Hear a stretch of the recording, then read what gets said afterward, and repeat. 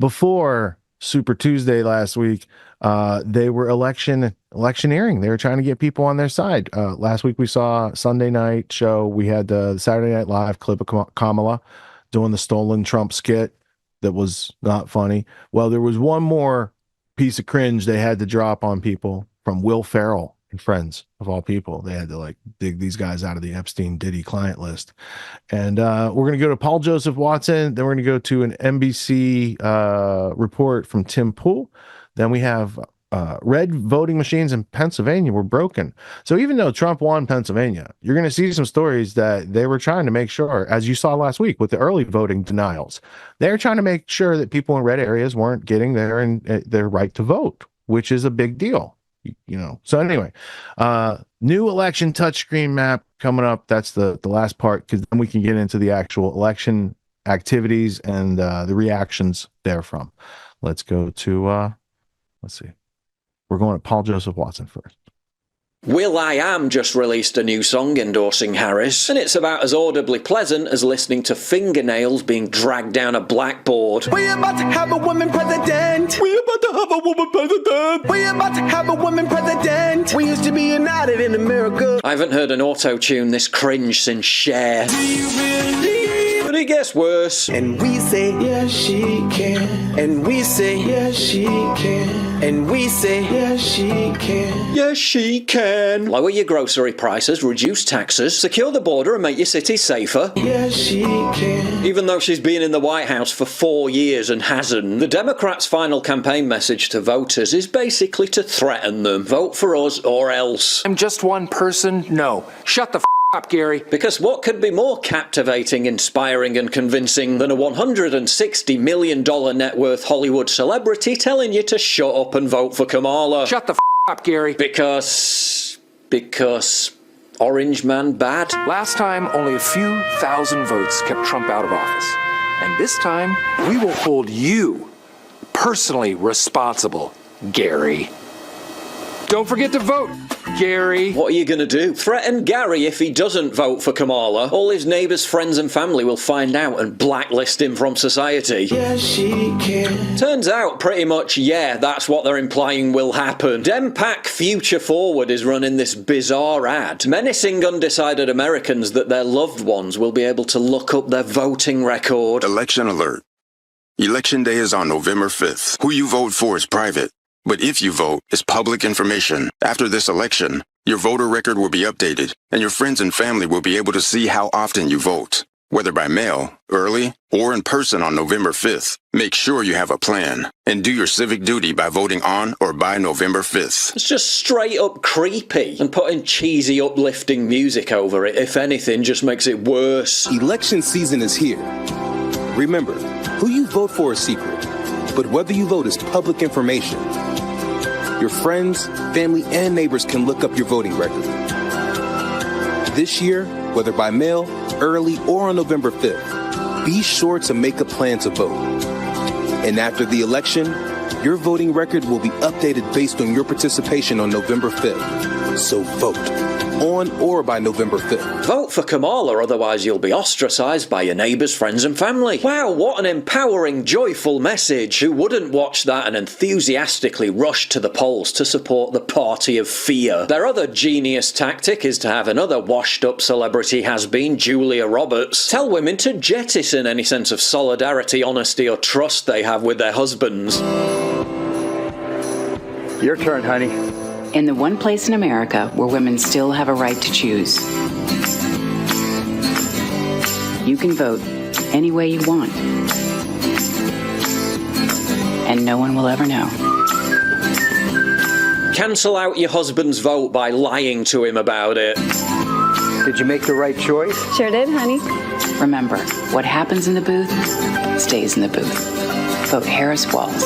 After all, isn't it imperative that our kids have the right to terminate our future grandchildren? Women still have a right to choose. So joyful, so empowering. If I found out Emma was going into the voting booth and pulling the lever for Harris, that's the same thing as having an affair. It's a question I've heard so many times before. Paul, you're nearly pushing middle age. All right, rude. How come you look 10 years younger than you are? Only 10? Complete game changer. Oh, to start your will protect. The truth is this: Kamala Harris will protect your right to disagree with her. Protect your right to disagree with her. Really? The same woman who, after Elon Musk turned X into a free speech platform, said it should be shut down. He has lost his privileges and it should be taken down. Oh, she'll really protect your free speech. But if you thought that was cringe, wait until you see this. Come on, boys. Let's make America great again. No, it isn't a Saturday Night Live comedy skit. It's your turn, buddy.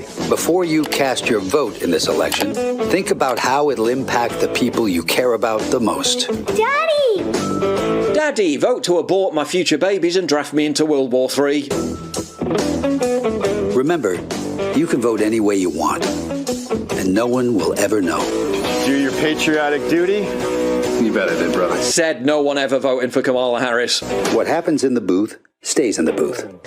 Vote Harris Walls. So basically what you're saying is it's embarrassing to vote for Kamala Harris. Okay then, agreed. No one will ever know. On the one hand, they're saying, don't worry, no one will know how you voted, while simultaneously trotting out condescending celebs. Shut the up, Gary. And big money super PAC ads, bullying you into being held personally responsible for voting for Trump, and scaring you into thinking you'll be shunned and shamed by those closest to you if you decide to stay at home. And we're not going to let that happen. I will not always love you if you don't vote. And vote properly, okay? I don't want to have to preach this to you all, but it's okay if the family function looks different because you sent out some threads, okay? That's okay. If this doesn't go the way that we need it to go, it's all right. It's all right. Little threat never hurt anybody too bad, right? Dem activist groups are even sending threatening letters to voters, implying there'll be consequences if they don't vote for Harris. We will be reviewing these records after the election to determine whether or not you join your neighbors in voting. The Center for Voter Information is behind the mailers. The Baltimore Sun reports the group's president and CEO, Tom Lopatch, a longtime Democratic political operative. I don't need somebody looking over my shoulder. Kevin Smith from Columbus, Ohio, immediately ripped his up after getting it in the mail. It has his voting record and neighbors from the last few years. Lynn Hyder in Oregon City, Oregon, received one too. This could be intimidating language to some, a first-time voter or an older voter. Don't be intimidated by super PACs, patronized by the Harris campaign, or guilt-tripped by vapid cringe celebrities into voting for Kamala. Tell them where to shove it. Kamala Harris appeared on Saturday Night Live over the weekend, and some people are calling this cheating.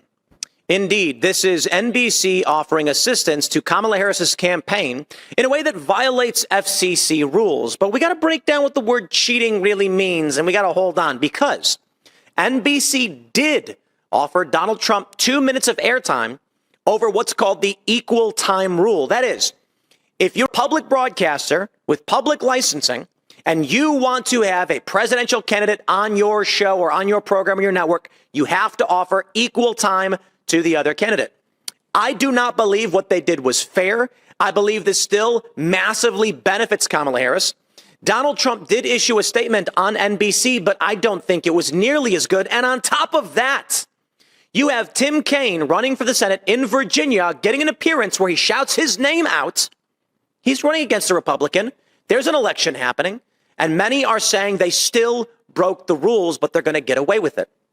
Now, the question is, why wait till the last minute when Lorne Michaels, this is apparently going around that Lorne Michaels had said, if we give any one of these candidates airtime, we got to give it to everybody. So we don't want to do that. But then they did anyway.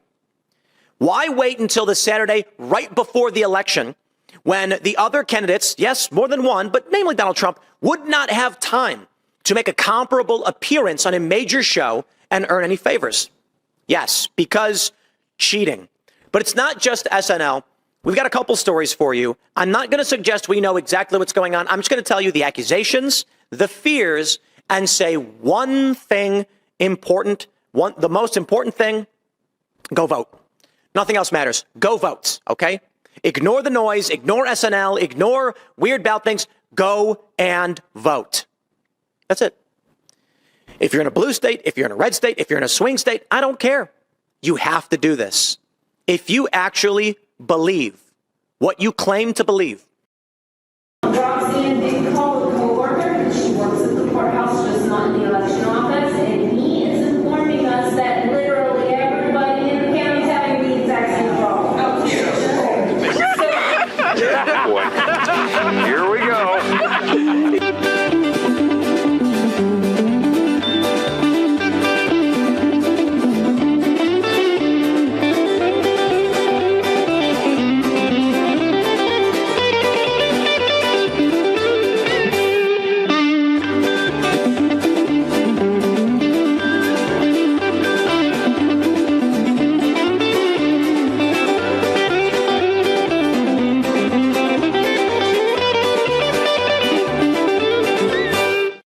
What's going on, everyone? Jeremy here from The Quartering. Eyes are everywhere. It's election day. Look, I don't know when I'm publishing this video, but most polls are open till 7, 8, 9 o'clock or whatever. Look, if you haven't voted, especially if you're in Wisconsin or Pennsylvania or any other swing state, please stop what you're doing and go vote Trump and bring some people with you. If you know somebody in Wisconsin or Pennsylvania, or you're feeling blackpilled or whatever, just give me one more vote.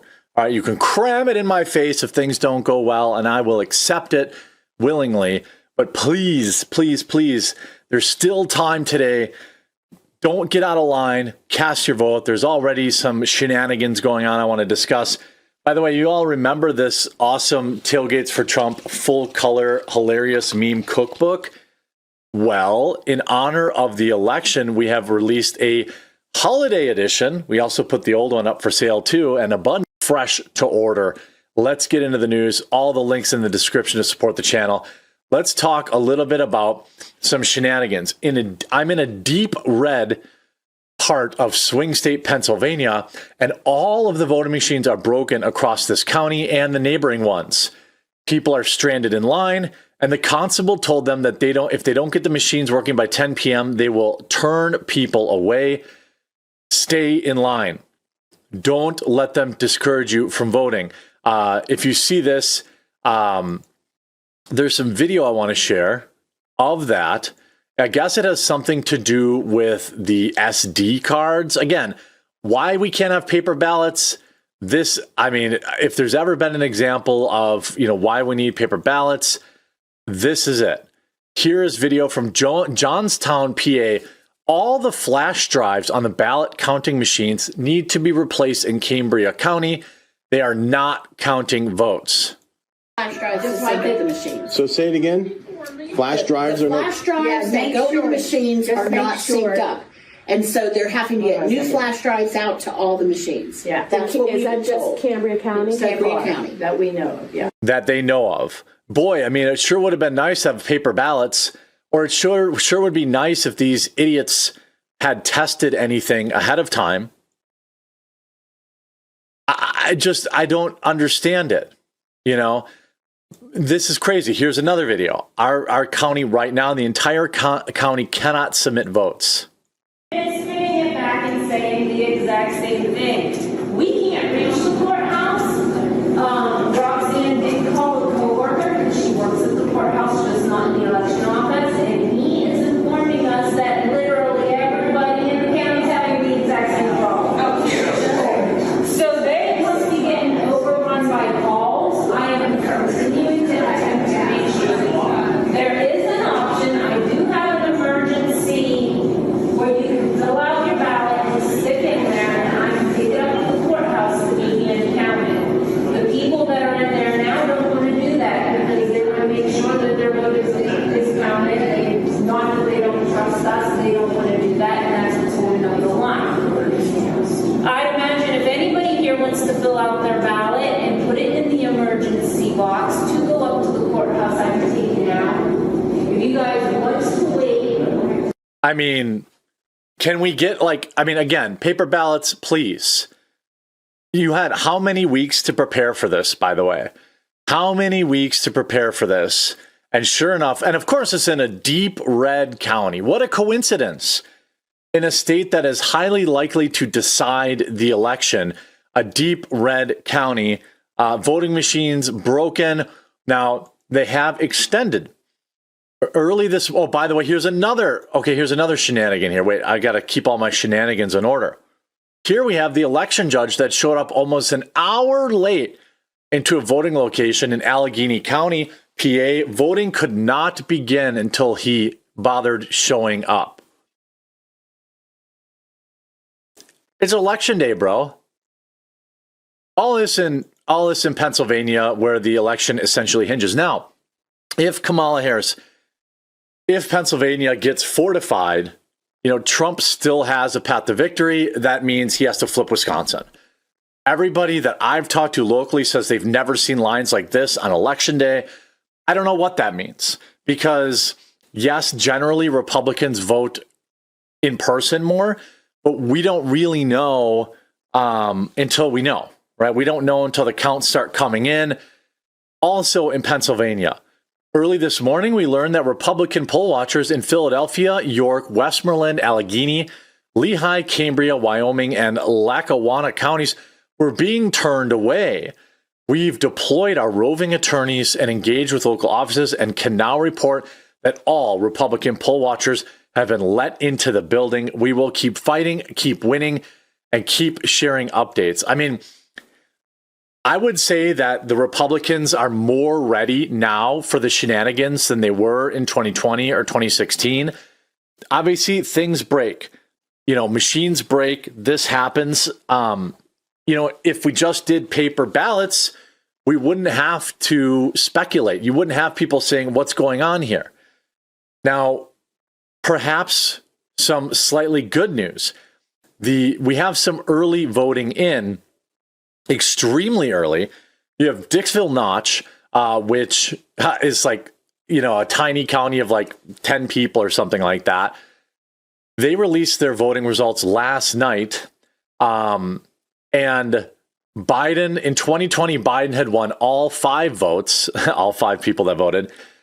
In 2024, 6 people voted, and it was 3 for Trump, 3 for Harris. So that's a +2 votes for Trump. I mean, yes, it's tied, but instead of having a 5-point lead, it's tied.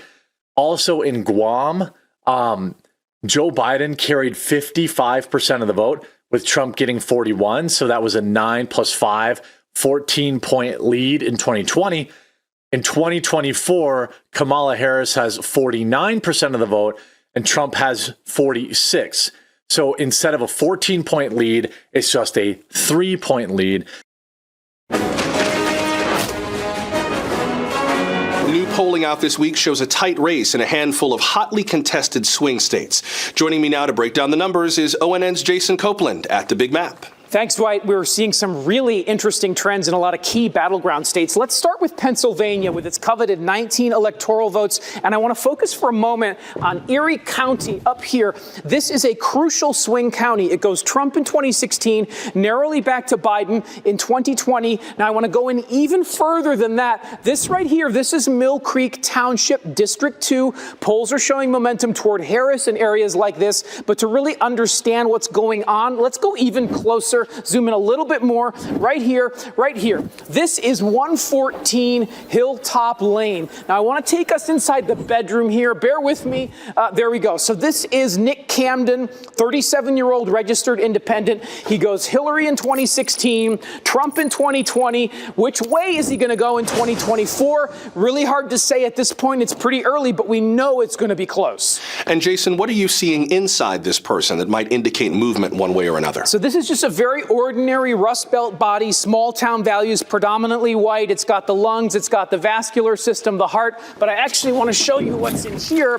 This is the neocortex and the amygdala. These are areas of the brain responsible for regulating emotion and memory. So let's play out a couple of scenarios here. If, for example, this man remembers his grandmother and the time she took him to an Al Gore rally in 1999, feels good about that, that's a win for the Democrats. On the other hand, take a look at this. This is the area of the brain that's associated with social interaction and groups, and we've seen it light up when Nick goes out for beers with his Trump-supporting coworkers. So we're looking at really a thin margin here. I want to show you something, actually. Let's come back out. Let's go past the rib cage, past the lungs, past the heart, past the tumor. Healthcare going to be a really big issue in this election, obviously. Past the DNA to what we're calling the source, the origin of life, existence itself. where all of humanity's answers can be found. And can we zoom in further than that? No. Why not? Because I'm scared. But what we can do is we can actually zoom out here, out of the DNA, out of Nick Camden, out of Erie, Pennsylvania, out of the solar system to the edges of our cosmos, where we see ultimately how meaningless this whole race really is and how insignificant all of our tiny little lives really are. That is a big map. Thank you, Jason. Coming up next, the Trump campaign is in full-on damage control after footage leaked of the candidate being extremely rude. In perilous times of great uncertainty, across every corner of a helpless world filled with terror and lies, the truth will be shouted by the only cable news channel you can trust. This is news without mercy. This is the Onion News Network. The Onion becomes mainstream. Wow, good on them, Onion, dude. Like, I haven't seen them in a long. They're like the original satire, dude. Like, way before Babylon Bee. Babylon Bee just kind of took over, but the Onion was like the OGs. I'm so happy to see that they're like, wow, like the production value and the intelligence behind that skit. Amazing. Good job. I'm glad to see that we no longer live in a post-satire world. Yeah, great job, Onion. I'm very fired up about that because because I have literally on my phone like 50 skits, like ideas. I've done a couple on my Instagram, and I'm like, I really feel like that's a direction I really want to go. I got some really funny ones, dude. So I'm just like, what do I do? What do I do? Skits are funny. Like you can make a skit. You can make a skit about this. This could be funny. I mean, I'm sure it's coincidental that it works like that. Yeah. But when you have a mainstream media megaphone to make, a small percentage seem like a large percentage, that's not what media is supposed to do. It's not supposed to distort reality. It's supposed to restore reality if it's done properly. And, there's a lot of restoring to reality that needs to be done. Make America healthy again. I mean, there's thousands of food additives we allow in our food supply that Europe doesn't allow in their food supply. And it's not like Europe's super smart.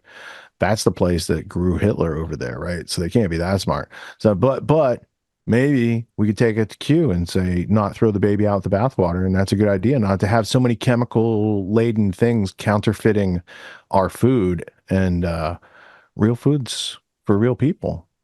And you don't have to have it if you don't want it. Yeah, but it should be available. Yeah, okay. Yeah, sure. But yeah, here's the thing too, is like, you guys, like all of this stuff is just always going to be an offer. Like whatever the next psyop, whatever the next thing is, it's always going to be something that's offered to you that you can choose to say no to if you want. Like, we don't have to wait till Kennedy allegedly takes over HHS and removes all these chemicals. You can literally tomorrow, like, stop putting them in your body. So there you go. So yeah, it's a fascinating thing. Like, you don't have to wait for the government to do things on your behalf. You can take full control and autonomy over your entire existence. You just vote with your wallet. That's how that works. Yeah. But you have to be discerning enough to know what you're voting on when you're buying stuff at the store. Exactly. Traditionally, like the real food in the grocery store was around the edge, not in the aisles. Anything with a barcode has been processed. Organic stuff has a special barcode. Learn how to read it. I have a friend, my good friend Jay Wenzel. He made a movie called Ingredients, Ingreedients, back in like 2008, 2009, something like that. And that movie stands the test of time because what he was pointing out back then was they were putting all these frankenfoods out and putting a bunch of, aspartame and excitotoxins and stuff to make people like food that they really shouldn't like. And he had all the world's top doctors in the movie. But of course, he couldn't get distribution for it because, that cartel runs distribution so that they can have a cartel with a monopoly. They don't like competition. So, that's interesting. And healthy people go with freedom, right? Those two things go together. So in this next block, we have a rare glimpse into the fears of Bill Clinton, because he made some statements. Again, this is in the hockey stick of insanity that happens before the election in the last week. Obama said some crazy stuff to try to make people move. Bill Clinton said some crazy stuff to try to make people move. Here's my, if the Democrats hired me as a strategist, first off, I could help you guys win because it's not that hard. I'm sorry you can't do it on your own. But with Clinton saying these things out loud, Obama saying these things out loud, here's my here's my free tip. Here's why you would want to hire me as a strategist. I'm just going to observe the obvious and say, you guys use the tactics that motivate you to try to motivate the other side. And people on the other side don't give a fuck about the fears that you guys have amongst yourselves. They care about other things. Their praxeology's different. So calling Trump Hitler, that side's going to go look it up to see if it's true instead of just believing it. And then they're not going to trust you as a source. Or if you say it's very fine people like Obama did. Or Bill Clinton, he's like, Trump threatened to throw me in prison. So he's scared because he's on the Epstein client list and other oddities that he was participating in. So there's a lot more to it than you would know if you just drank from the well of the Daily Show. But we do have some exciting clips from the Daily Show tonight. Let's go first in this block to Russell Brand and then Matt Orfalea. We had an Orf clip, I think, last week. He has one on the media echoing Hitler, dictator, Mussolini, these sort of things in the last week of the event, just to try to get people, like, again, what motivates them to vote against Trump is not the same thing that would motivate people to vote for Kamala. And I think that's an obvious kindergarten type thing, but they don't get it on their side. So as Napoleon said, never interrupt your enemy in the middle of making a mistake. I just waited till afterwards to mention that. It's for next time. Anyway, we do have a Daily Show clip where Trump apparently gives a blowjob to a microphone, and it's kind of hilarious.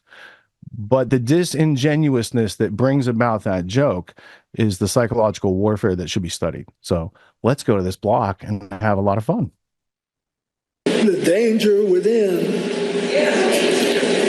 I suppose that includes me. One of the arguments that can be continually made is this sort of descent into the slurry and filth of the modern political environment, what was called the swamp in the 2015-2016 era, kind of was exacerbated by the presidency of Bill Clinton, adored at the time, initially reported on as a kind of new JFK. Look, he plays the saxophone. Women seem to like him. Indeed, indeed. Well, Bill Clinton reckons that Donald Trump is out to get him for reasons I don't fully understand. And my word, it seems like the Clintons in particular oughtn't be saying there are peculiar deep state individuals, agencies and machinery that can be used to dispatch, get rid of, unalive opponents. Because if any of you have looked up that list, you know, the Tony Hinchcliffe joke that could have gone viral is, I'm not going to criticize the Clintons, you know, if I don't want to be suicided off.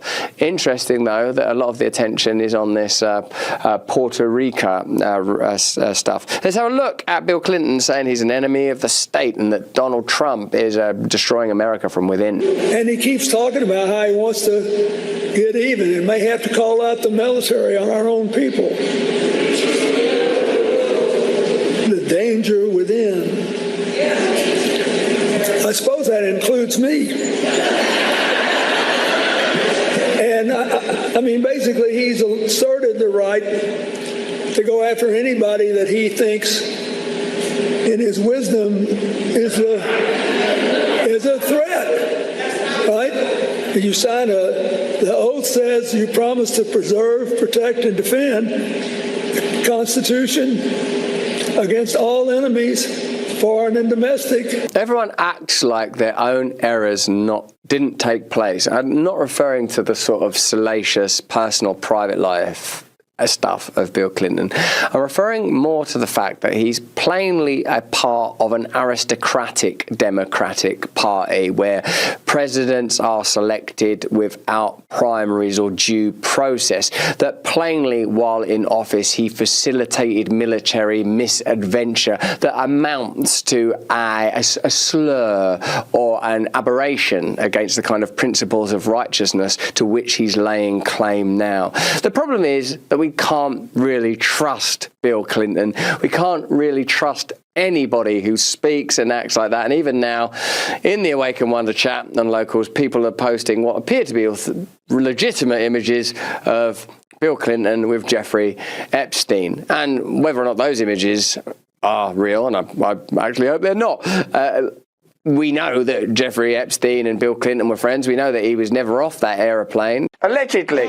So we know that there are kind of systems of power and alliances and friendships and relationships that sort of, in a sense, prohibit a moral position when it comes to Donald Trump. They don't really have that option available. And he said, I think I'll start with domestic. Bring me the Army. Now, I used to like President Clinton. I once said only he and Ronald Reagan were the great presidents since World War II. But I've had a change of heart, and I think he needs to go away for a long time. And I'm not going to execute him, although I could, under the Supreme Court's ruling. But I think I'll just send him to the Colorado Supermax for the rest of his life. So I've already got a petition ready. I want him to transfer me to Guantanamo. Because when you're 78, you're a lot more worried about it being too cold than being too hot.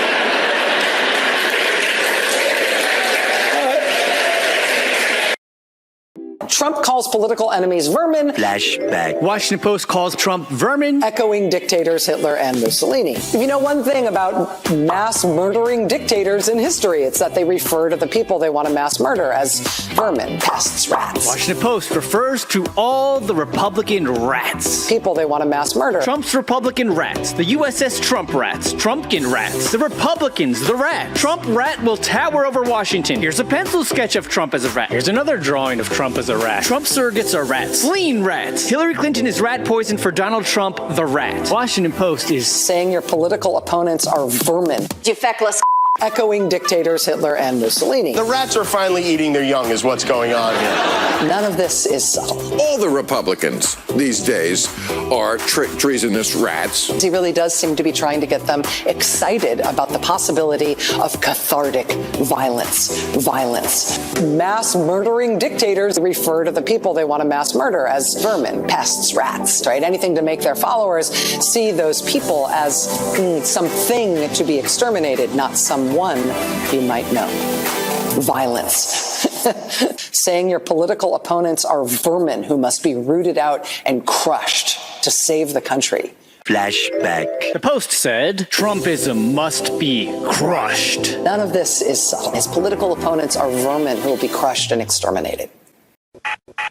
You know, the Harvard study on how fluoride lowers IQ by 10 points might be interesting to Daily Show writers, but they probably couldn't realize what was in the document that was relevant to them. Or the federal case that just ruled that it's a neurotoxic, dude. Like, what? Or the fact that they copied the Nazis to do it, or the fact that you can't control dosage, or any number of other facts that they use industrial waste from Alcoa in Pittsburgh, and they sell it, and your town or borough buys it because they don't know any better. And for Trump to bring that up, and for the Daily Show to gaslight their people like that, especially on that point at the end, like the microphone joke, funny. Trump dancing like weird, funny. I don't know that I judge a president by how they dance, but okay, right? Like these are like non sequiturs. Like I don't know, they're coming out of left field with those things. Those aren't things that came onto my radar for making a decision for leadership at any time during my life, but they apparently, dancing's important to the left. Yep. And if anybody wants the reference, it's the case of Food and Water Watch Inc. versus the EPA out of the Northern District of California. Judge Edward Chen ruled that fluoride in drinking water at the current optimal level poses an unreasonable risk of reduced IQ in children. Okay. And so, like, if we're using the Alex Jones standard of, media integrity and how it has, rippling effects that causes harm to people, then the Daily Show, I mean, compared to what Alex Jones did, you guys should get sued for like quadrillions of dollars for that one. Yeah. The Daily Show is just a place where dumb people reproduce dumb people. It's like an assembly line. But if you went over to Clip Genie, if you go to gtw.clipgenie.com, you could search things like Democrat shoots reporter, and you could see from just a couple weeks ago in the episode called Electile Dysfunction, there's a clip, indoctrination. So this was a Democrat that actually shot a reporter a week ago, but the Daily Show doesn't riff on that. They make it sound like Trump was calling for violence against reporters, when really it's one of their people that recently shot a reporter in a really embarrassing way. I mean, we could go into it. I mean, I feel like I could just tell you, like, here's where it's at in the last show. You can see all about it, read all about it. Anyway, those things aside, I do want to look up fluoride over here in the history blueprint because let's see if what's known. F-O, it's U-O-R. Fluoride in drinking water. So it comes back from this right after World War II. Some eugenics people that are running the world decided to create a place to put some fluoride in your drinking water. Maybe you should look into that. I would also like to look up the Harvard study. Let's go over to the browser. I literally felt my blood boiling like when they did that joke. I literally got like this rush of like, it was weird. It was like a very physical sensation. It was like, I was like, oh, how the fuck dare you? Like I was pissed there for a second. The impact of fluoride on neurological development in children. This conspiracy site called Harvard did some research. You might want to read that, Daily Show. I mean, only if you have kids or care about yourself or your friends or family. I mean, otherwise, just make fun of it and be a Nazi. Be a good little Nazi over there. Because, you know, you guys call people Nazis. I think the word is worn out, but maybe we should try it on where it actually fits over there. It's pretty fascist, although you can't mix Nazis and fascism. That's another part. Their history is broken. Like Trump's a fascist and a Nazi. It doesn't even make sense for anyone who has beyond like a 7th grade reading education has used it and applied it to learning about this world. So I find it hard to believe and buy into their skits, though I find them really good for studying psychological warfare because the writers know the truth and they morph it into their hyperbolized, let's take an angle and let's only take one side. I can't wait to show you Stephen Colbert's cold open because, you know, some of these people on behalf of their audiences were heartbroken when they know very well how the bread is buttered. They've been around. They're not new. They've been hanging out with these people that do these things. That's why they get paid millions of dollars. Yeah, that's the price. That's the price of your soul. Living. Yeah. That's the price of your soul. And then also too, it's like, you know, they know the rules of the game. They know the rules of engagement. They know that, you know, you have to play, you have to be deceptive. And so it's almost like this game where whoever is the most willing to sacrifice their soul gets the higher reward. And so it's like a competition amongst those behind the scenes to who can sell out the most because they know that the ones that sell out the most get the highest reward. To compromise your conscience for money is the epitome of what they mean by selling your soul. You're taking money to say things that aren't true, to mislead a whole bunch of people. That shouldn't be the highest and best calling for people. But if they don't have respect, they will take the money. If they don't have virtue, they will take the money. If they don't have an ability to go get money on their own, they will take the money. That's why autonomous individuals who are upright and self-reliant and might be seen as like, you know, in the male world as like a sigma instead of an alpha or a beta or a delta or a gamma.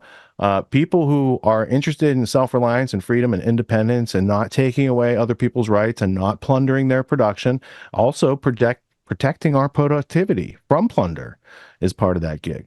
Intellectual self-defense, physical self-defense, and non-aggression is what freedom's made out of.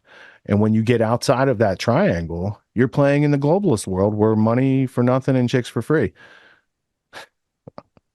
It's artificially created terrarium, and they own it. They own the whole thing. So, all right, now we have uplifting news coming into the pipe here. There is a new Jeff Bezos Kamala product that we want to introduce here on the show. We also have those kind words that Obama yielded this past week so that everyone could know who he is and, you know, what he does for a living. He says words for money and he's worth hundreds of millions of dollars. Where did the money come from? He did a really good job at being president. That's what happened. Ricky Gervais has some comments, you know, just speculating from outside the political bubble in America that maybe you shouldn't take your political cues from celebrities who are likely on the Epstein and Diddy client list. We also have the quartering. Joe Rogan came out and endorsed Trump right before the election. And then before we can show you anything from election day forward, I have to show you the programming that started the Trump derangement syndrome in the first place. And it's a long story, but after that clip, I will go through it from the 2016 Google Crybaby meeting, which you could look up on Clip Genie. Like, we could find that clip because we played it because this show started on that day. Or no, not 2016, but the Biden election back in 2020, 4 years ago this week. So we're going to take a trip back in time. We need to see how Trump derangement syndrome was seated in the audience of well-meaning, empathetic people who bought into a bigger idea without really checking the facts of the people that they were trusting. So I see a lot of people who got duped. They had their free will and political agency taken away by people who told them things that were not true. And now, upon discovering that, they have a chance to connect with reality, disconnect from the gaslighters. They're not necessary, I promise you, to navigate in this world clearly. They're almost like the magnet next to your compass. So in an effort to help bridge the gap, to heal these wounds, I think that it'll be really important to see how they did it to us in the first place, because it was an attack against we the people, to divide and conquer us, to get us so focused on things that we have no agency over. You don't have a choice what color your skin is. Do you think you should be judged by it? That used to be something like, ever since Martin Luther King, you judged a person by the content of their character, not the color of their skin. They reversed all that in the last couple years. And the people who reversed it, they're really upset that someone who meets all their check boxes didn't get the job. But those aren't the qualifications for the job. Skin color is not a qualification for the job. Penis or labia is not a qualification for the job. People who can be leaders, qualification for the job. People who can instill fear in their population, that's a qualification for despotism and, dictators. And the Democrats led with fear, Trump, the whole last 2 weeks of their election. That's why every single swing state went red. They did it to themselves. And I'm not meaning individual Democrats. I mean the leadership that harnesses the good power of those Americans who happen to believe in that side of the agenda, which should be defended. We need everyone's ideas to be defended and respected as individuals. We have First Amendment and various other rights in the Bill of Rights. And now tonight we'll learn about the Digital Bill of Rights, which anyone who does business on the internet, I think, is going to appreciate. And we'll see who doesn't appreciate it. But without further ado, let's get to the unveiling of the new Jeff Bezos project. And then we'll go to Russell Brand for the Obama clip. We'll go to Ricky Gervais, the quartering, and then Michael Duffy brings us the origins of Trump derangement syndrome. It did not start with we the people. It started with the mainstream media globalist organs that were trying to play America like a mighty Wurlitzer. Do you like your Amazon Echo, but wish its answers were more confusing? Introducing Amazon Echo Calm Alexa Edition. This great new device will just give you a long, rambling answer to anything you ask. Calm Alexa, what's the weather like today? Weather is big. Weather is exciting. And did you know that files are stored in the cloud? Your files, they're all up there, up in the cloud. In the cloud. So the climate is changing, and that's bad. Oh, hey, Calm Alexa, what time is it? The significance of the passage of time, right? The significance of the passage of time. When you think about it, there is a great significance to the passage of time. Thanks, Calm Alexa. Calm Alexa has millions of great answers to your questions. Whether you're wondering about the stock market, traffic in your area, or the Roman Empire, Calm Alexa has got you covered. Amazon Echo Calm Alexa Edition, available now. Hey, Calm Alexa. People are telling me about illegal aliens. How many illegal aliens did you let in on your watch?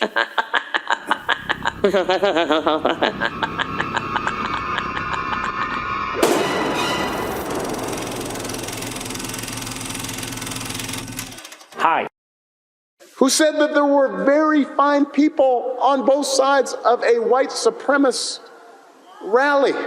I've condemned neo-Nazis. I've condemned many different groups, but not all of those people were neo-Nazis, believe me. Remember when we all believed in Barack Obama? I never liked him. Well, I liked him. I thought he was going to be pretty good. I liked all that hope and change. I liked the posters. I liked the message. What I didn't like is the 2008 financial crash and then the bailing out of the banks. What I didn't like is the ongoing droning of Syrian children. What I don't like now is Barack Obama propagandizing audiences to misinterpret something that we now know was never intended to be a hateful comment. The good people on both sides, Charleston remarks of Trump, when heard in context, it sounds like conciliatory language. When isolated and edited, it sounds like he's saying, I'm racist. And obviously, one of those messages is more powerful to the establishment and one of the common tools used to delegitimize their opposition. Let's have a look at Barack Obama saying to Jewish voters that there were very fine people on both sides, and using that trope, I guess, in a propagandist and, simply a campaigning way. Maybe you're Muslim American or Jewish American, and you are heartbroken and furious about the ongoing bloodshed in the Middle East and worried about the rise of anti-Semitism. Why would you place your faith in somebody who instituted a so-called Muslim ban, who sat down for pleasantries with Holocaust deniers, who said that there were very fine people on both sides of a white supremacist rally? They're still doing the same stuff. They're still doing the same stuff because the very fine people, we'll have a look at that in a moment and, provide the necessary context. And when it comes to the Muslim ban, isn't that the very kind of policy you can imagine governing Democrats emulating, mimicking, and aping? Wasn't it at a time where there was deep concern about terror and it was a temporary ban on travel from Muslim countries? Now, that isn't the kind of stuff that, that I'm kind of down with, to tell you the truth. But you're America, you're Americans, you've got the right to control your borders, I guess. And if you vote for a president who does that, that's it's up to you. That's what electoral representative republicanism, or indeed democracy, means. Now, let's have a look at the reframing of that information. The Trump very fine people versus the CNN very fine people. And this is why you can't trust legacy media anymore. You have it? Okay, I'm being told we have it. Thank you. Run it, please. Excuse me, to protest. Excuse me, they didn't know themselves down as you, and you had some very bad people in that group. But you also had people that were very fine people on both sides. That was President Trump saying that very fine people were marching alongside neo-Nazis and skinheads and white supremacists. I've condemned neo-Nazis. I've condemned many different groups, but not all of those people were neo-Nazis, believe me. Not all of those people were white supremacists. And you had people, and I'm not talking about the neo-Nazis and the white nationalists, because they should be condemned totally. But you had many people in that group other than neo-Nazis and white nationalists, okay? Oh God, he's actually trying to tackle nuance. It's the very opposite of the characterization of Trump as belligerent, bombastic, and reductive, which he can be to his benefit, actually, when you think of the garbage truck stunt and how well he played that out.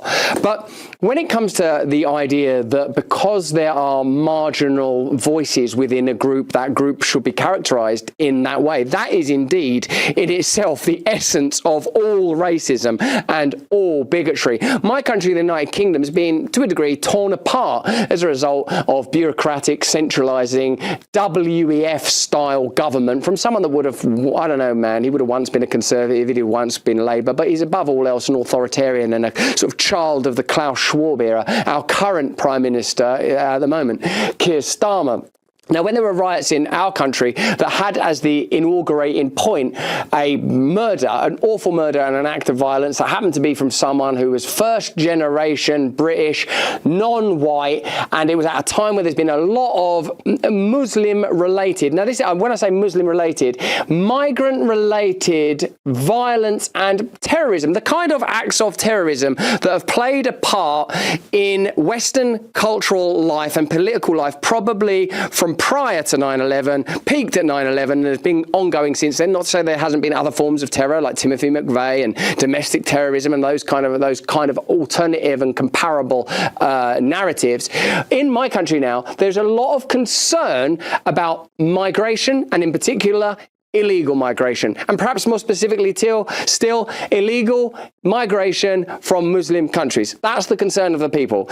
There needs to be a really clear conversation about that in my country I'm talking about now. And when people try to talk about it in a nuanced way, in being able to incorporate not all white people that are protesting against migration are racist. Not all Muslims are supporters of violence. Unless you have those conversations, you're in real serious trouble. Isn't the end goal to have a country that the people that live in it agree is beautiful and that they love and that they respect one another's right to be free individually, whether you are a white working class Christian, whether you are a brown middle class Muslim, whether you are an atheist of an indeterminate economic capacity. The problem appears to be an international class, and I want to say class economically, not a class in any other demographic or ethnic way of institutions. You can follow the money on this. For example, when you say something like during the pandemic period there was a massive wealth transfer, you can look at what that wealth transfer was,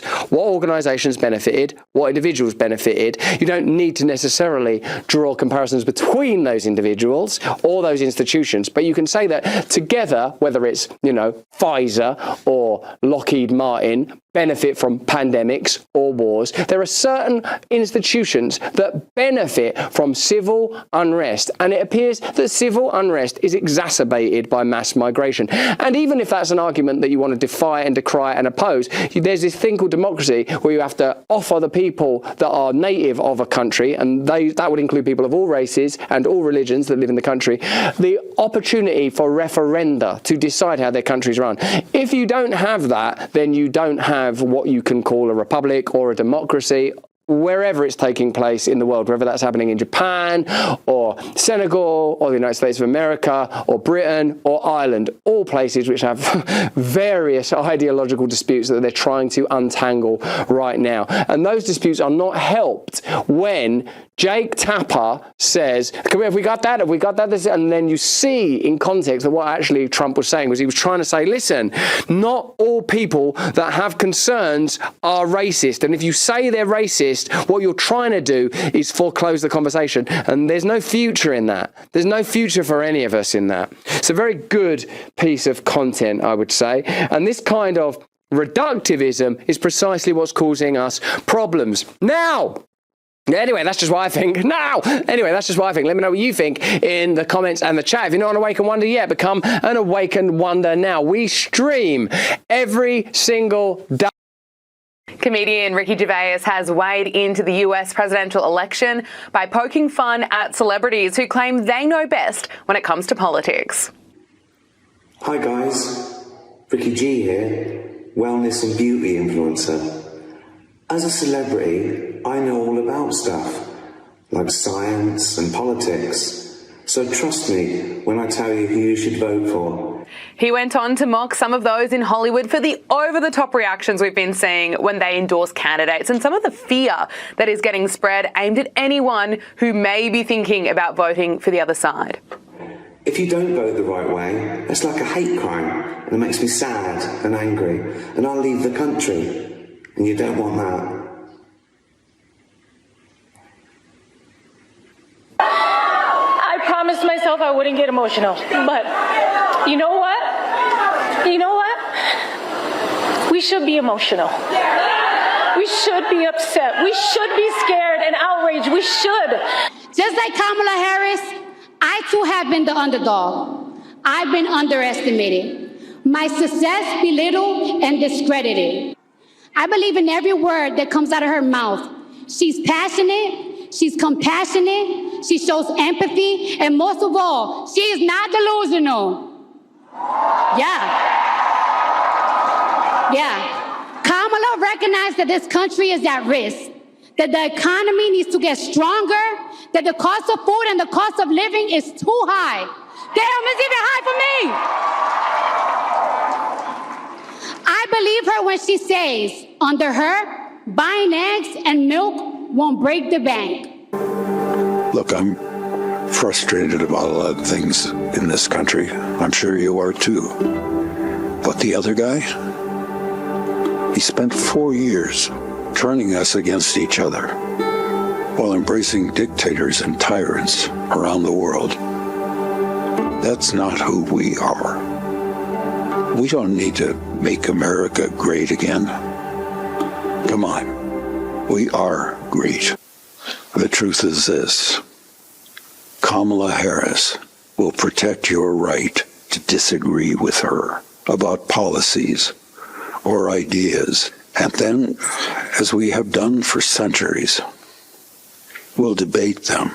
Something you need to know about this election and about why people lose their nut in America when their side loses. Put simply, this weekend, both sides are being told by their silos on the internet that they are definitely winning the election.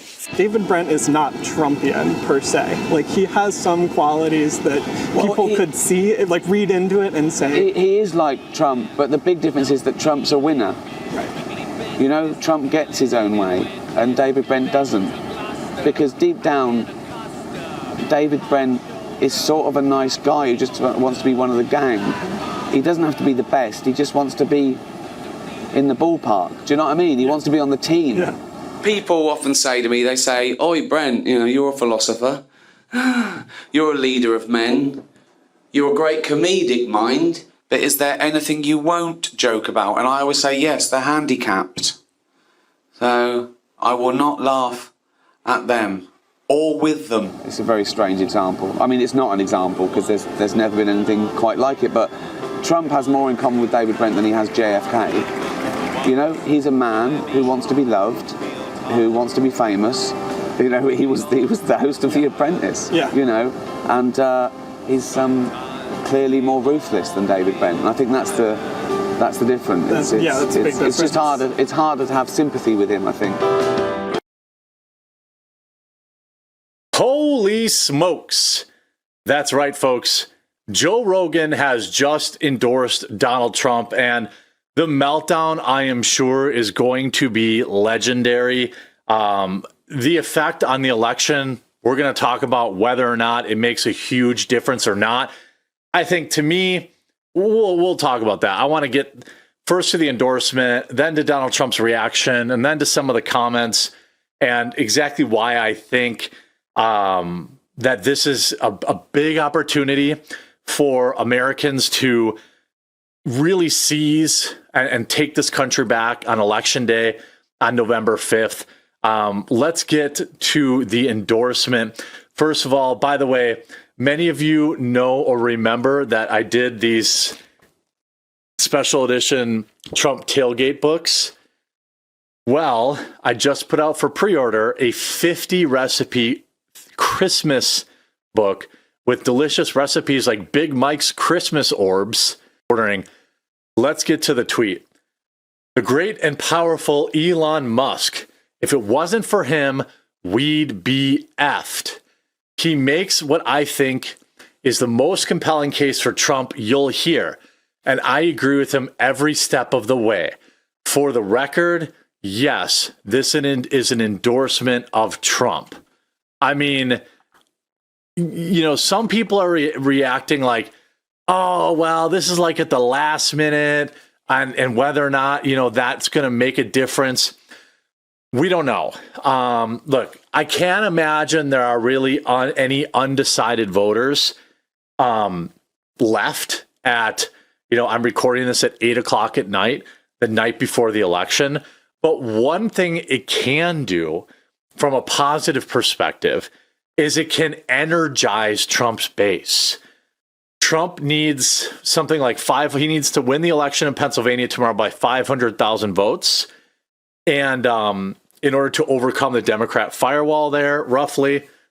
And I think, you know, if you'll allow me, I think Joe Rogan has been making the case for Donald J. Trump for the last week, quietly, right? So he brings on Donald Trump 10 days ago. It has 45 million views. It's the second most viewed episode of the Joe Rogan Experience on YouTube. Then he brings on Francis and Constantine, who are like, you know, Trumpers kind of from the UK. Then you have JD Vance, 14 million views on JD Vance, by the way. I mean, incredible numbers. You have a normal Joe Rogan Experience episode getting like 500,000 to a couple million episodes. JD Vance gets 14 million views and counting. Then they bring on Fetterlump, and that only gets 1.5 million views. And then the night before the election, they bring on Elon Musk to make a 2-hour and 40-minute pitch for Donald J. Trump. Now, do I think that that Joe Rogan is a big Donald J. Trump guy? No, I don't. I think that Joe Rogan basically was, exposed to all this like deep state kind of garbage really deeply and really convincingly. I think more so by JD Vance and then ultimately Elon Musk the next day, which really made him pick the side of the underdog, is what I believe. And when you look at a lot of the swing state data, the latest Atlas Intel swing state polls, which was the most accurate in 2020, I believe, has Trump ahead 5 in Arizona, 1.6 in Georgia, 1.5 in Michigan. He's down 2 in Minnesota, up 3 in Nevada, up 2 in North Carolina, up 1 in Pennsylvania. I mean, if Donald Trump can win Pennsylvania tomorrow, he is very likely to win the election. So if the Joe Rogan endorsement pushes, let's say, Pennsylvania, another 20,000, 30,000 votes in Pennsylvania, another 20,000, 30,000 votes in Wisconsin, another 20,000, 30,000 votes in some place like Michigan. Okay, and he ends up winning Michigan, Wisconsin, Pennsylvania. It's over, and this is a time where I want to remind you, text, call your contacts, whatever you need to do to help to get them to the polls on November 5th, do it. This tweet already has 100,000 likes in like 20 minutes. Unofficial, very officially, this, for the record, this is an endorsement of Trump. I mean, Hodgkins, yeah, strong men are voting Trump. Graham Allen, on behalf of America, thank you. Libs of TikTok, let's go. In honor of Trump winning the 2024 election, why don't we take a look at all the people who doubted he would ever become president in the first place? So, Jenny, could he actually win? No freaking way! He will be tempted to run, be predictably shellacked. Do not tell me that Donald Trump is in this to win this, okay? He's a sideshow. This is going to turn a 3-ring circus into a freak show. He's not running for president. He's running for Keep Me Famous. I thought this was maybe some strategy for a new reality show. How should Republicans handle Donald Trump? Ignore him. And Donald Trump is not going to be the nominee of this party. Well, I don't think it's likely that Donald Trump will be the nominee. Well, I do, based on your theme, believe that he's here to stay for a while, maybe through a few primaries, but he is not going to be the nominee. Well, I'm going to support the Republican nominee, and I'm comfortable that it's not going to be Donald Trump. There's not going to be a President Donald Trump. That's not going to happen. Donald Trump will not become president! He's not going to be president. Donald Trump is not going to be president of the United States. Take it to the bank. Okay. I guarantee it. All right. I think if he becomes the president, he'll make it great because the states is already great. I think that man will be president of the United States right about the time that spaceships come down filled with dinosaurs and red capes. On that note, Tom, take it from me. How about that? Cheers, Tom. And then, of course, there's Donald Trump. Donald Trump has been saying that he will run for president as a Republican, which is surprising since I just assumed he was running as a joke.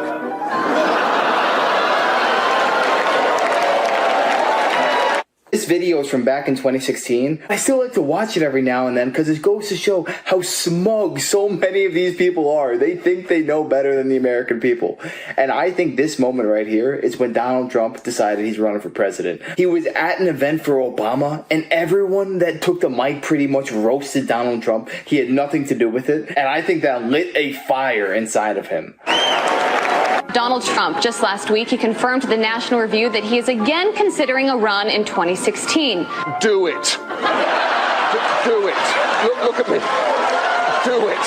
I will personally write you a a campaign check now on behalf of this country, which does not want you to be president, but which badly wants you to run. So when you stand and deliver that State of the Union address, in no part of your mind or brain can you imagine Donald Trump standing up one day and delivering a State of the Union address? Well, I can imagine it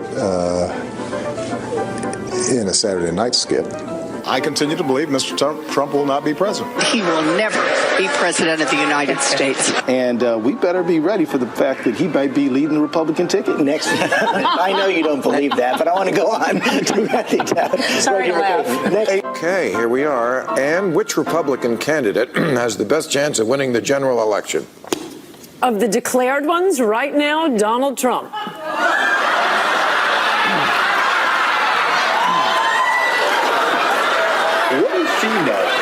And so, right now, Mr. Trump, to answer your call for political honesty, I just want to say, you're not going to be president, all right?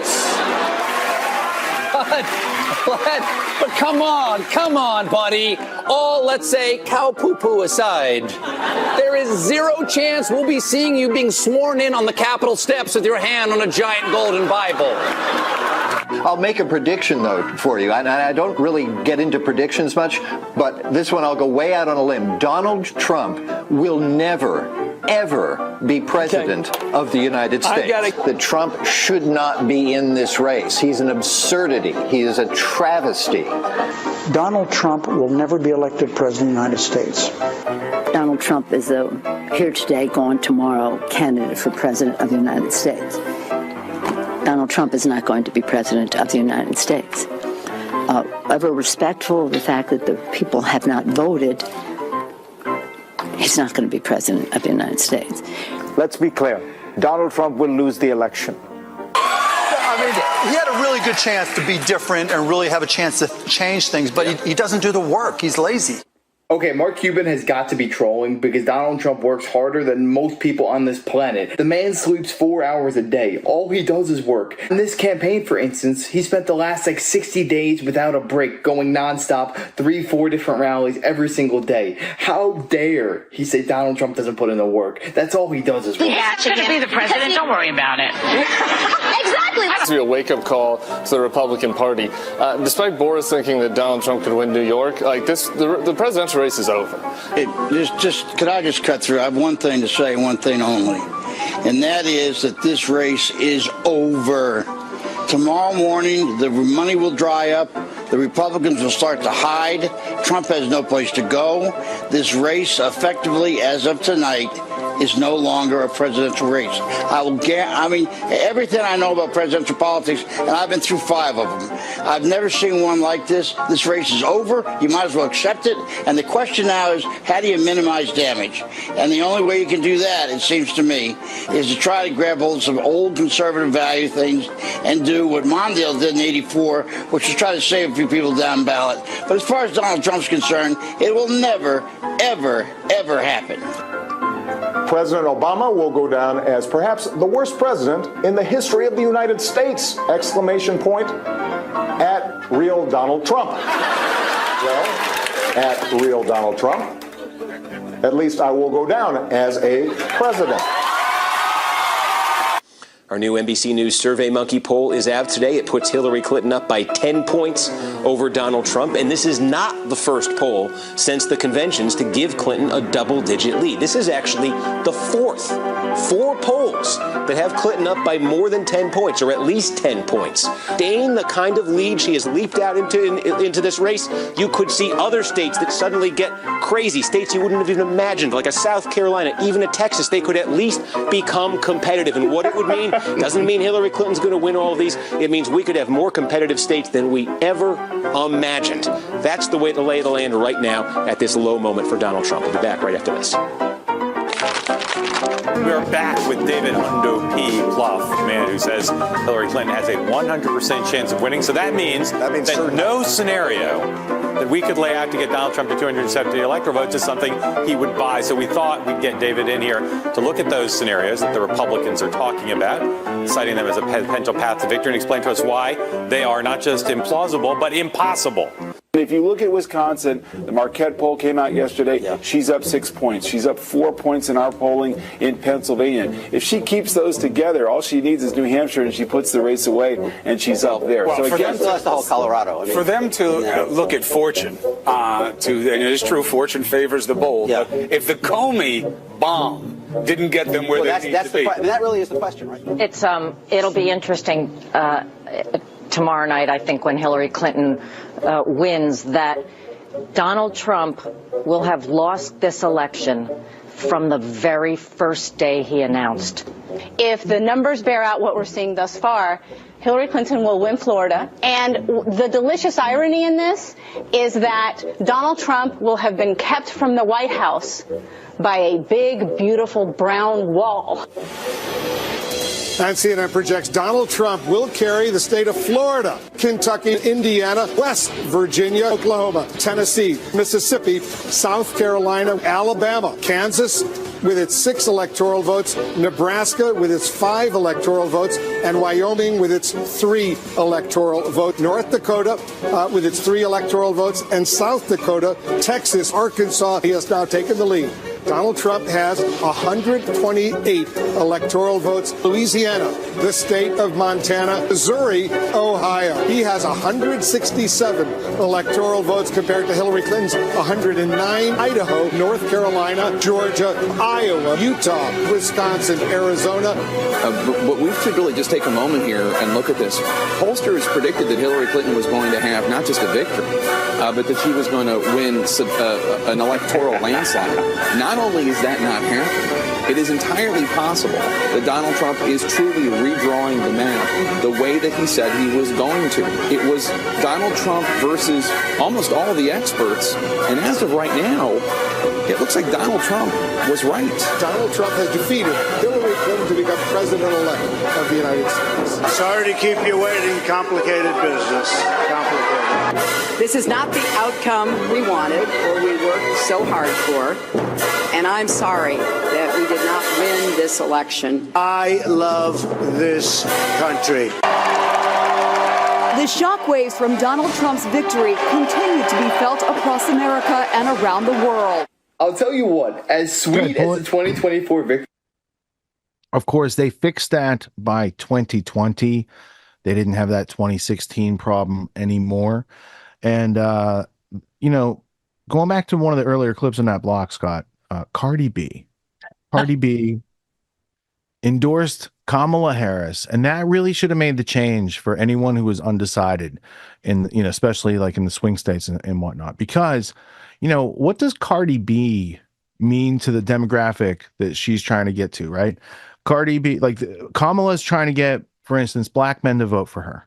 What did Cardi B do? She's the perfect person to bring in to get people to come vote for Kamala. Cardi B was a stripper who drugged clients, ripped them off, ruined their lives, and then got a movie made about it where J-Lo stars as Cardi B. Now, J-Lo was also in there, right? She's probably concerned about those Diddy tapes coming out. But it's also interesting that she's like the cover model for Cardi B's story in the Hollywood Epstein Diddy web out there. So maybe, black men who had been drugged and ripped off by the stripper didn't find her the compelling argument that the Kamala Harris team thought Cardi B was going to bring to the situation. But I see you guys also have a clip of Cardi B from the teleprompter failure night. Is that what it's from? I believe so, yeah. So, yeah, in the morning to all of you out there, this is a clip from Thursday's No Agenda show that I was listening to it. I was dying laughing, dude. I was like literally laughing out loud. This is so freaking funny. And LD found the actual video of it. And I'm like, you guys, this is worth getting on the record because it's so funny. I believe in every word that comes out of her mouth. She's passionate. She's compassionate. She shows empathy. And most of all, she is not delusional. Yeah. Kamala recognizes this country's at risk, that the economy needs to get stronger, that the cost of food and the cost of living is too high. Damn, it's even hard for me. I believe her when she says, under her, buying eggs and milk won't break the bank.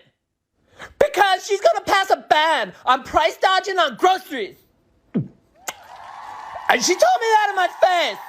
So she better not bother me in my face. Yeah.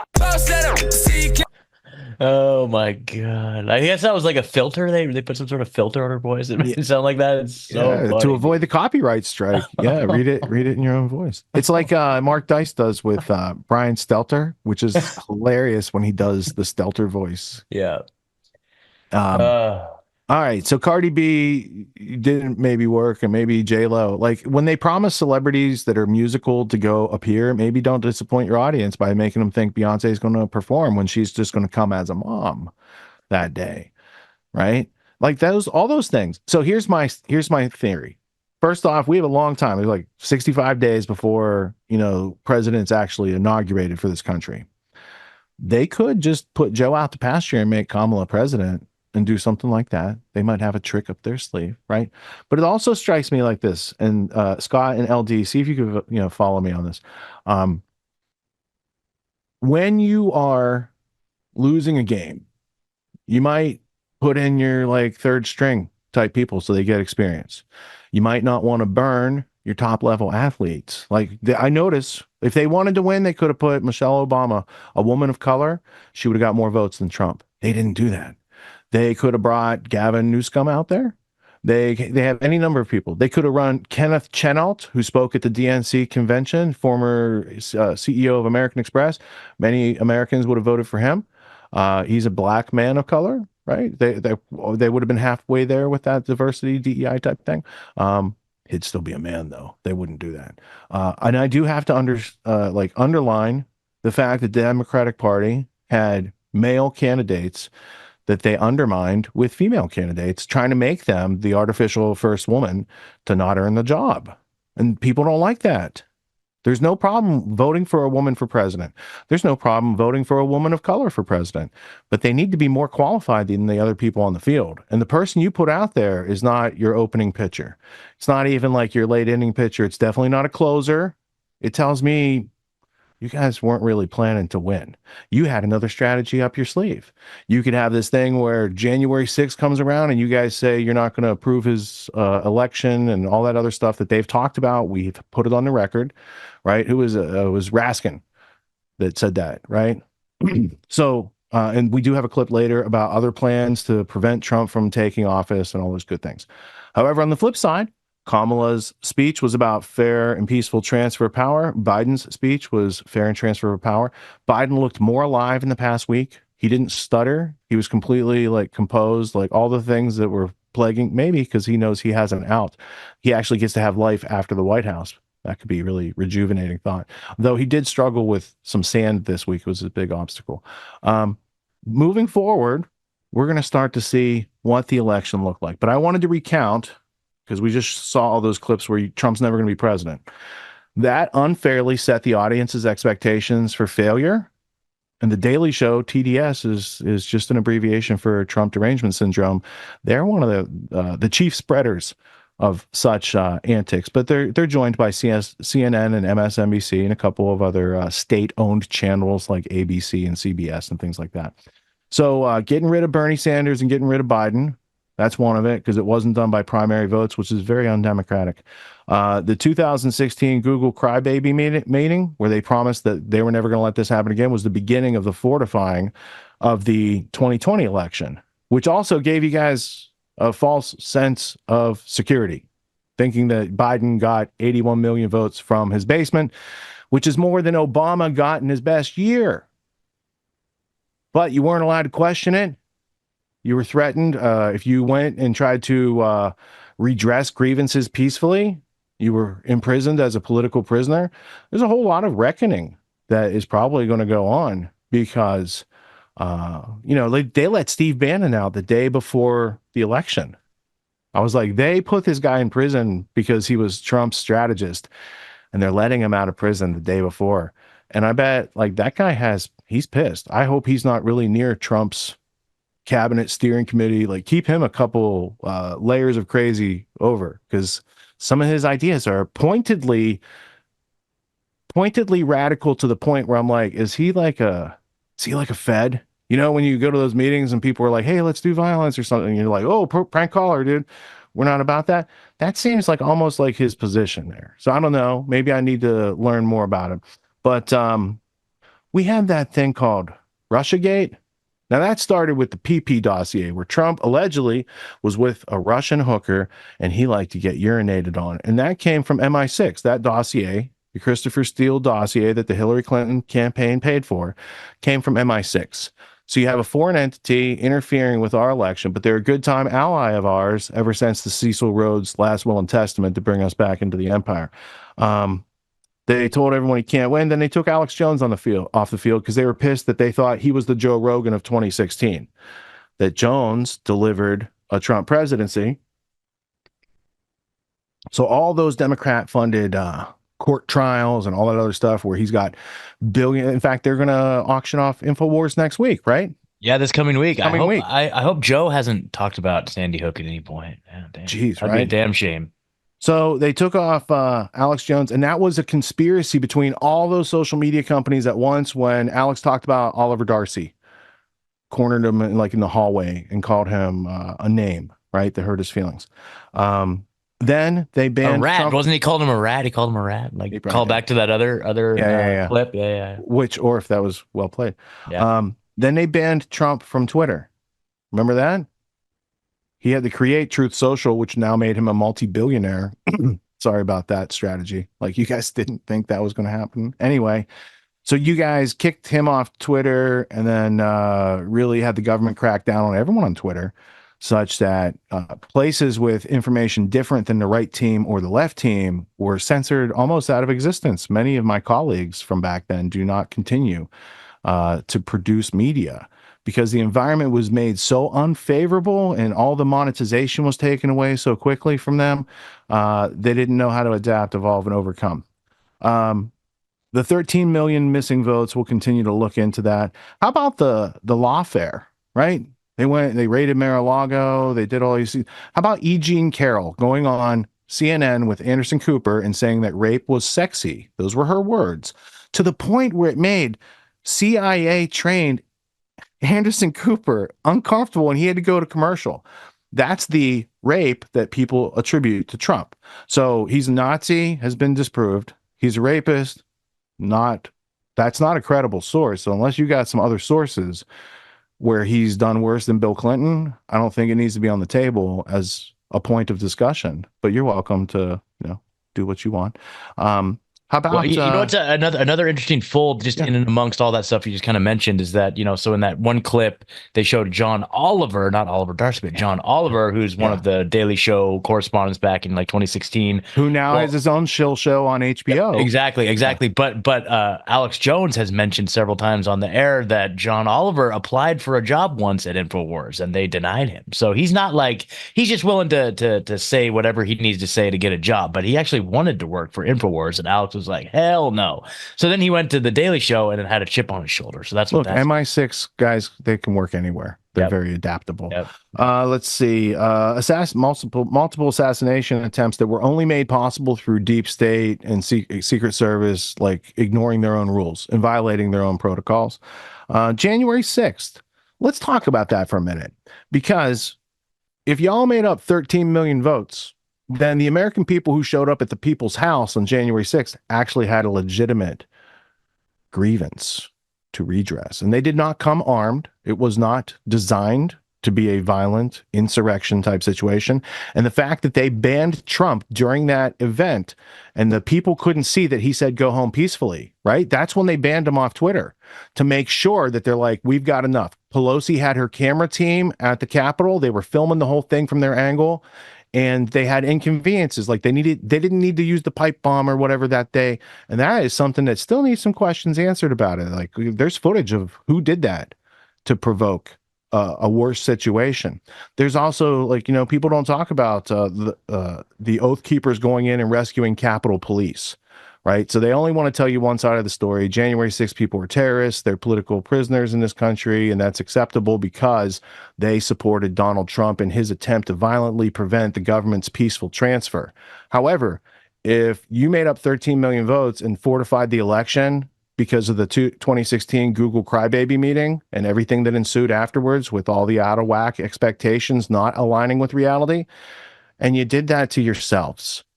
You did that to yourselves. And now you're disappointed in 2024 if you're a Democrat. I'm not a red team or blue team person. I'm just observing the game that everybody seems to be watching these days. And these are some facts of the matter. They're not exhaustive of this matter, because there's also, there was the whole Hunter Biden laptop in 2020. Remember that? Like in 2016, we had the WikiLeaks, DNC leaks, Hillary Clinton leaks. You got to see clearly behind the scenes of the deep state. And by 2020, there was another similar October surprise, the Hunter Biden laptop, which they said 51 intelligence directors can't be wrong. They said it was Russian propaganda. And they just, read the script from MI6. This is what we do with this. This is how we keep this guy from messing with our Anglo-American establishment and our monopoly on world power and domination through the military-industrial complex. So we're going to tell people they shouldn't look at that. Facebook censored it. Everybody said that doesn't exist. And you were a crazy conspiracy theorist if, you read the Linda Rothschild letters in the WikiLeaks in 2016. That's crazy conspiracy stuff, but you could search and find it and read it. But you're an idiot conspiracy theorist if you read stuff, apparently, and don't just trust John Oliver and George Clooney and all these other masterminds of intellect and academia that people are exposed to. So, there was the censorship. Aside from just Trump being taken off Twitter, you had the wiping almost clean of all dissenting views, to the point where Rumble became a thing. And that's another publicly traded company you guys spawned with the poor aptitude that you've been demonstrating on the playing field. You keep making multi-billion-dollar spin-offs for the opposing side as someone who would, offer services. Not really, I'm just being sarcastic. You might not want to do that as a strategy. I'm just saying, like, maybe you could go beyond James Carville or whoever you're using over there. And there are people who could help you solve your problems. Unfortunately, I'm capable, but not willing to. That's my position. I'm just content to sit here and giggle about it because, I know the Napoleon quote. Yeah, man. And I just feel so encouraged and emboldened by kind of what you just described there, because, in 2020, we got caught off guard completely. The audience didn't know where to get information other than YouTube and Google. You know what I mean? And so the censorship campaign forced us to become resilient and build all these new platforms and educated the audience where to find alternative information. It's like most of you, myself included, probably didn't watch a lot of shows on Rumble or Rockfin before 2020. And so now we have this audience that just knows exactly where to find us if they do censor us, or if we do get deplatformed, whatever campaign or whatever psychological operation or whatever happens next. We have built our own resilient, censorship resistant platforms to withstand it and withhold it, and the audience knows where to find us. So it's a really cool thing that they've kind of really shot themselves in the foot, because now we've got the upper hand in the information war. I would say 100%. I also think that the mandates during COVID didn't really help the situation, because the whole gene therapy I could go and get the clips right now. All the Democrats said they would never take the shot, and then they mandated the shot as soon as they got in power. Now, if you are a human being in touch with your immune system and you don't want a proxy in between licensing your immune system to work with a new gene therapy product that they didn't test on rats, they decided you were the rat and you were going to be tested on. Like, that whole thing didn't fly whatsoever with people who watch this show. But if you watch The Daily Show, I bet you don't even want to know about it. Yeah, at this point, it's like the argument where, you have the parents of trans kids will never, ever, ever change their mind, because it would be too traumatic for them to come to the realization that they were wrong and that the consequences were that deadly, and so, or that just horrific. And so, once you're trapped in that paradigm, your brain almost has built-in psychological mechanisms that won't even allow you to arrive at the truth, because it's so horrific to come to that realization. And that's why you need post-traumatic growth, and that goes on through learning, not refusing to learn or look at what's going on. Twice a year, I teach a course called Autonomy. It's a 12-week course. It teaches leadership, entrepreneur skills, executive skills, all these types of things that I saw were taken out of our education system in order to make the schooling or indoctrination system that we've all probably went through.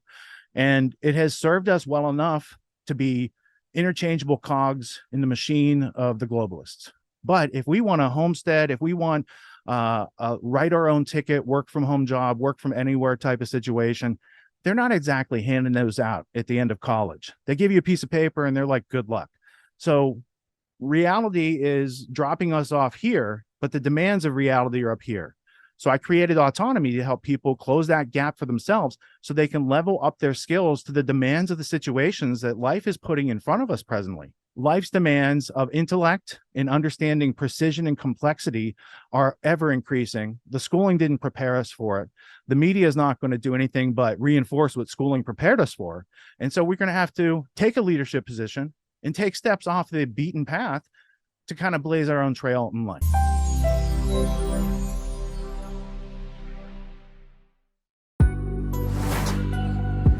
What makes the Grand Theft World podcast unique, invigorating, exciting, and informative? Most other podcasts out there are either doing straight up interviews or they're just covering the daily news. They're covering current events from the day they happened. And that is effective. It's useful. It's a great starting point. And then sometimes these current events change during the week past the first story. So we like to give it a little time. You have to wait till some of the dust settles on these stories in order to give them accurate coverage. And the other thing that's really missing in the media landscape is covering the articles that are coming out every day. That's great. That's necessary. But who's bringing in contextual history so that you can understand what has been going on for decades and decades to lead up to the machinations and actions that we see unfolding today? So what we do here on the podcast is we cover current events. Many of these things are censored, but we wait about a week. As a forensic historian, I focused mainly through my career on the history of globalism and collectivism and things that they call maybe the New World Order. There's a lot of facts to these sort of circumstances, groups, events, activities, working groups that they've had over time. So for Grand Theft World listeners, we not only break down the current events, most of which that are censored during the week, we provide you with contextual history, we give you the source notes, the references, we do deep dives, and this really empowers you with an understanding of context and history so that you can make more informed decisions in your life. There's also a community, a membership where you guys can actually ask questions and we can get into the show and we can share evidence. And there's a town hall weekly for Grand Theft World for those who listen to it and are interested in covering the stories that we don't get to during a 6-hour show. Listening to it an hour a day, you could easily consume the week's news, but you're going to have substance and meaning and context and understanding. And with that, you can make higher quality decisions in your life. So if you're interested in more quality in your life, go to grandtheftworld.com, click podcast at the top, and we'll see you there. Thank you. These allegations are false. This isn't Grand Theft Auto, folks. This isn't a video game. What are the most surprising things that you discovered once you started pulling on that thread? Who he was connected to, what institutions he was influential over, what events he participated in? Come on, man. What are we talking about? Come on, man. No. You don't have to think about it, dude. I got this quote because you said you didn't know much about Klaus Schwab. I made it my job to, as soon as this happened, I'm like, okay, this guy's their front man. Let me learn about the official history of the World Economic Forum. I got their 40-year history. I got every book that Klaus Schwab has written or ghostwritten. I went through those books. This is one of the most interesting passages. Come on, man.